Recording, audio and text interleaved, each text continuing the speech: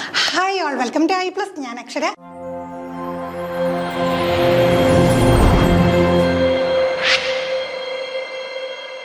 എക്സാമിനേഷനും seated എക്സാമിനേഷനും common ആയിട്ട് ചോദിക്കുന്ന important ആയിട്ടുള്ള റീസെൻ്റ്ലി ചോദിച്ചിട്ടുള്ള ക്വസ്റ്റ്യൻസ് ആണ് നമ്മൾ ഡിസ്കസ് ചെയ്തുകൊണ്ടിരുന്നത്.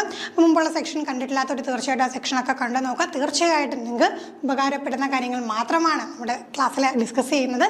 നമുക്ക് ഈ സെക്ഷനിൽ ആദ്യത്തെ ചോദ്യത്തിലേക്ക് കടക്കാം. Dysgraphia is characterized by.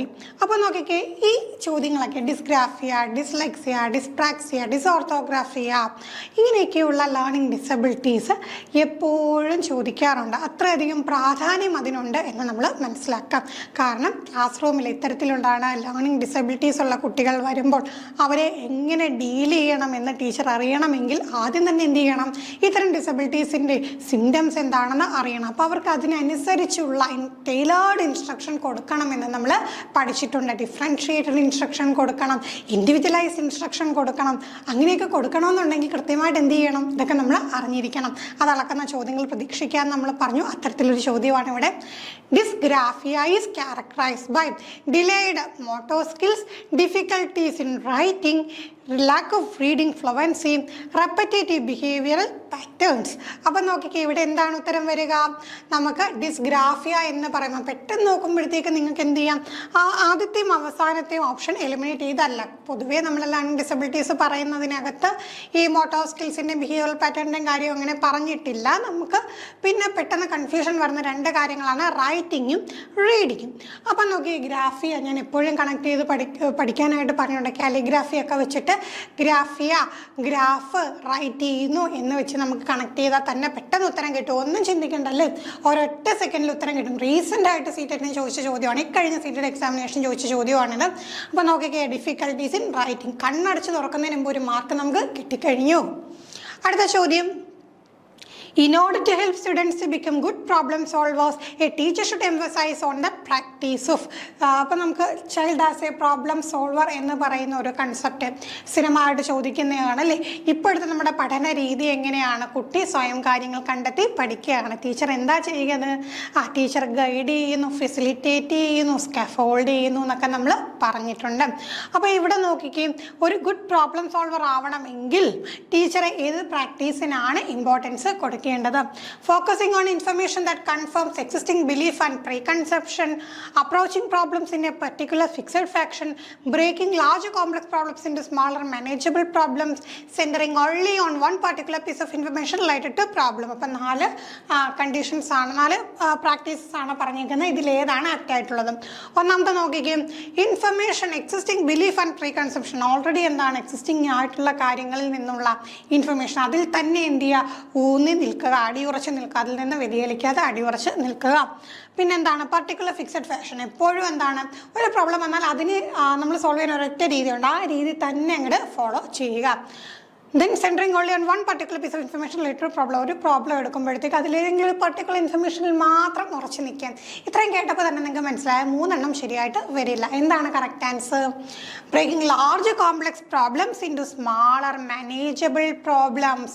Large ആയിട്ടുള്ള കോംപ്ലക്സ് പ്രോബ്ലത്തിനെ എന്ത് ചെയ്യാം, എപ്പോഴും സ്മാളർ ആയിട്ടുള്ള പ്രോബ്ലംസ് ആയിട്ട്, അതെന്താണ് മാനേജബിൾ, സ്റ്റുഡൻറ്റിനെ കൊണ്ട് മാനേജ് ചെയ്യാൻ കഴിയുന്ന തരത്തിലുള്ള പ്രോബ്ലംസ് ആക്കിയിട്ട് എന്ത് ചെയ്യാം, അതിനെ ഇങ്ങനെ ബ്രേക്ക് ചെയ്യുക. അപ്പം ചെറിയ ചെറിയ കാര്യങ്ങളാകുമ്പോഴത്തേക്ക് എന്ത് ചെയ്യാൻ പറ്റും, അവർക്ക് അതെല്ലാം സോൾവ് ചെയ്ത് പോകാൻ പറ്റും. അപ്പം അതിനാവശ്യമുള്ള ഹെൽപ്പ് പ്രൊവൈഡ് ചെയ്യുക എന്നുള്ള ഡ്യൂട്ടിയാണ് ആർക്കുള്ളത്? ടീച്ചറിന് ഉള്ളത്.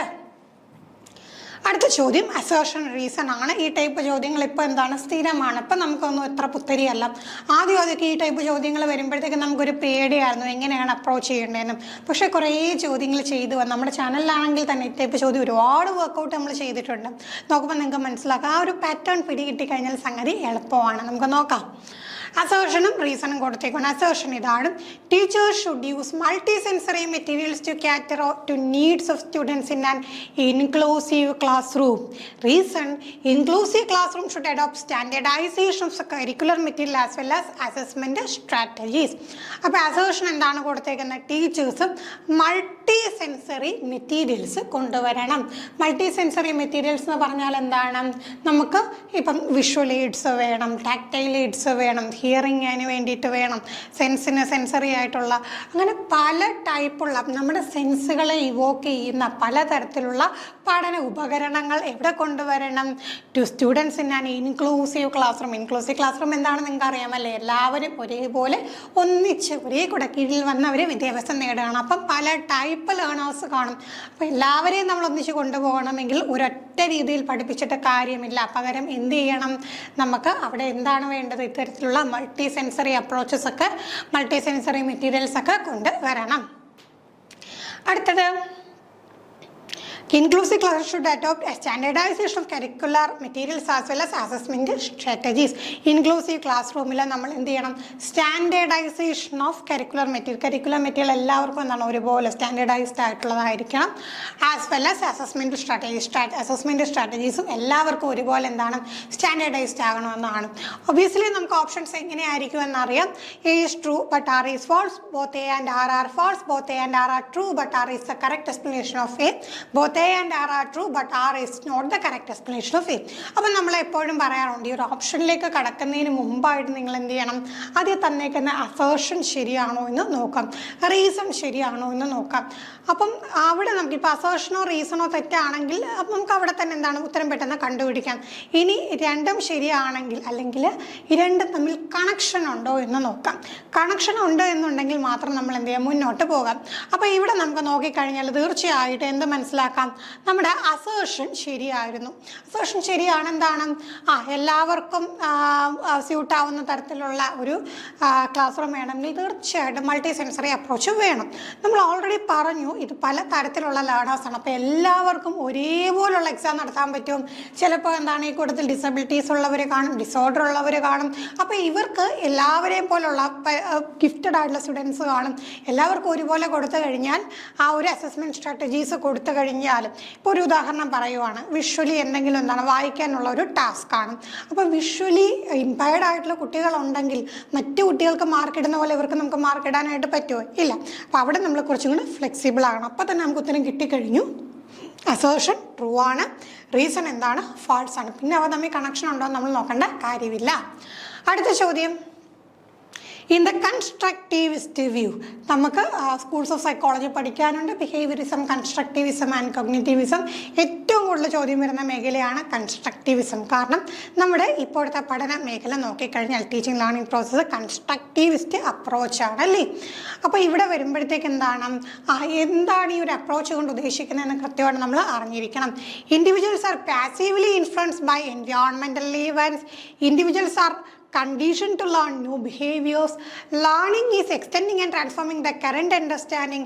Learning is simply writing association on a blank slate for brain. അപ്പം നോക്കിക്കേ, ഇവിടെ നമ്മൾക്ക് മനസ്സിലാക്കാം കൺസ്ട്രക്റ്റിവിസം എന്ന് പറയുമ്പോൾ തീർച്ചയായിട്ടും നമുക്ക് എന്ത് മനസ്സിലാക്കാം? ഇൻഡിവിജ്വൽസ് എന്ന് പറയുന്ന ലേണേഴ്സ് എന്ന് പറയുന്ന തീർച്ചയായിട്ടും ആക്റ്റീവ് പ്ലെയേഴ്സാണ്.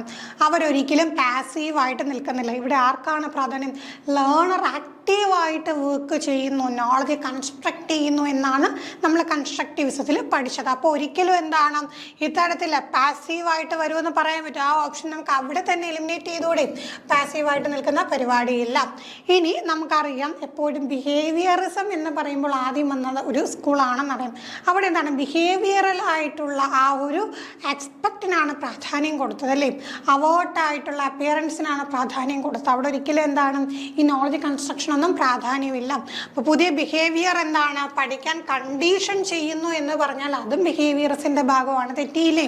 ഇനി നോക്കിയാൽ ബ്ലാങ്ക് സ്ലേറ്റ് എന്ന് പറയുന്ന സംഗതി എന്തുമായിട്ട് ബന്ധപ്പെട്ടിരിക്കുന്നു? അത് ബിഹേവിയറിസമാണ്. ടാബുല രസ എന്നുള്ളൊരു ടേം നമ്മൾ പഠിച്ചിട്ടുണ്ട്. മനസ്സൊരു ബ്ലാങ്ക് സ്ലേറ്റ് പോലെയാണ്. അതിലേക്ക് എന്ത് എഴുതി വെക്കുന്നു അതനുസരിച്ച് എന്ത് ചെയ്യുന്നു? ഇൻഡിവിജ്വലി പ്രവർത്തിക്കുന്നു എന്ന് പറയുന്ന തീർച്ചയായിട്ടും ബിഹേവിയറിസവുമായി ബന്ധപ്പെട്ടാണ്. അങ്ങനെ വരുമ്പോൾ നമ്മുടെ കറക്റ്റ് ആൻസർ എന്താണ്? Learning is extending and transforming the current understanding. നമുക്ക് ഓൾറെഡി അറിയാവുന്ന കുറച്ച് കാര്യങ്ങളുണ്ട്. നമ്മൾ വീണ്ടും എന്ത് ചെയ്യുന്നു? ജ്ഞാനം നിർമ്മിക്കുന്നു. ജ്ഞാന നിർമ്മിതിയാണല്ലേ. നോളജ് കൺസ്ട്രക്ട് ചെയ്യുന്നു. അപ്പോൾ എന്ത് ചെയ്യുന്നു? ചില നോളജൊക്കെ തെറ്റായിരിക്കും. അപ്പോൾ നമ്മൾ അതിനെ എന്ത് ചെയ്യുന്നു? ട്രാൻസ്ഫോം ചെയ്യുന്നു. നോളജിൻ്റെ ട്രാൻസ്ഫോർമേഷനും എക്സ്റ്റൻഷനുമാണ് നമുക്ക് എവിടെ കാണാൻ കഴിയുന്നത്? കൺസ്ട്രക്റ്റീവ്സത്തിൽ കാണാൻ കഴിയുന്നത്. ഫൈനലി നമുക്ക് അസേർഷൻ റീസൺ ക്വസ്റ്റ്യൻ ഒന്നും കൂടെ നോക്കാം. Effective teachers familiarize themself with the daily lifes and social cultural background of learners. Reason learning takes place in a social context. അപ്പോൾ ടീച്ചേഴ്സിൻ്റെ കാര്യം പറഞ്ഞേക്കോ. ടീച്ചേഴ്സ് എന്ത് ചെയ്യണം? Familiarize themself with the daily lifes and social cultural background of learners. അവരുടെ മുമ്പിൽ എത്തിയിരിക്കുന്ന learners ഏത് തരത്തിലുള്ള ബാക്ക്ഗ്രൗണ്ടിൽ നിന്ന് വരുന്നു, അവരുടെ ഡെയിലി ലൈഫ്സ് എങ്ങനെയാണ്, അവരുടെ സോഷ്യോ കൾച്ചറൽ ബാക്ക്ഗ്രൗണ്ട് എങ്ങനെയാണ് എന്ന് ടീച്ചർ അറിഞ്ഞിരിക്കണം. അവിടുത്തെ റീസൺ കൊടുത്തേക്കുവാണ് learning takes place in social context. പഠനം എപ്പോഴും എന്താണ്? ഒരു സോഷ്യൽ കോണ്ടെക്സ്റ്റിൽ, ഒരു സാമൂഹികമായിട്ടുള്ള ഒരു അന്തരീക്ഷത്തിലാണ് പഠനം നടക്കുന്നത്. അപ്പം നമ്മൾ നേരത്തെ പറഞ്ഞ കൺസ്ട്രക്റ്റീവിസത്തിൻ്റെ കുറച്ചും കൂടെ ഒരു അപ്ഡേറ്റഡ് വെർഷൻ ആയിട്ടുള്ള സോഷ്യൽ കൺസ്ട്രക്റ്റീവിസത്തിൽ നിന്നുള്ള ചോദ്യമാണ്. അപ്പം നമുക്ക് ഒബ്വിയസ്ലി നമുക്ക് ഓപ്ഷൻസ് എന്തൊക്കെയായിരിക്കും എന്നറിയാം. തീർച്ചയായിട്ടും ആ ഒരു കണക്ഷൻ നിങ്ങൾക്ക് ഇവിടെ കിട്ടിക്കാണും അല്ലേ? നോക്കിക്കേ, socio cultural background social context തമ്മിലുള്ള കണക്ഷൻ. തീർച്ചയായിട്ടും വരുന്ന കുട്ടികൾ എന്ത് ബാക്ക്ഗ്രൗണ്ടിൽ നിന്നുള്ളവരാണെന്ന് ടീച്ചർ അറിഞ്ഞിരിക്കണം. അതിൻ്റെ കാരണം എന്താണ്? അതിൻ്റെ റീസൺ എന്താണ്? ഇത് തന്നെയാണ് റീസൺ. ലേണിംഗ് എപ്പോഴും സോഷ്യൽ കോണ്ടെക്സ്റ്റിലാണ് നടക്കുന്നത്. അങ്ങനെ വരുമ്പോഴത്തേക്ക് എന്താണ്? അസേർഷനും റീസണും ശരിയാണ്. റീസൺ എന്ന് പറയുന്നത് അസേർഷൻ്റെ കറക്റ്റ് ആ ഒരു എക്സ്പ്ലനേഷനാണ്. അപ്പം നമുക്ക് എന്ത് ചെയ്യാൻ പറ്റും? ഉത്തരം കണ്ടെത്താൻ സാധിച്ചില്ല. വളരെ സിമ്പിൾ കാര്യമാണ്. പക്ഷേ എന്താണ്? നമ്മൾ പഠിച്ച കാര്യം അപ്ലൈ ചെയ്ത് നോക്കിയാൽ മാത്രമേ കൃത്യമായിട്ട് ഉത്തരം കിട്ടുകയുള്ളൂ. അപ്പോൾ ഇത്തരത്തിൽ നല്ല രീതിയിൽ ചോദ്യങ്ങൾ വർക്കൗട്ട് ചെയ്താൽ ഇനിയുള്ള പരീക്ഷകൾക്ക് നല്ല സ്കോർ നേടാനായിട്ട് പറ്റും. മറ്റു ക്വസ്റ്റ്യൻസുമായിട്ട് നമുക്ക് അടുത്ത സെക്ഷനിൽ കാണാം. Thank you.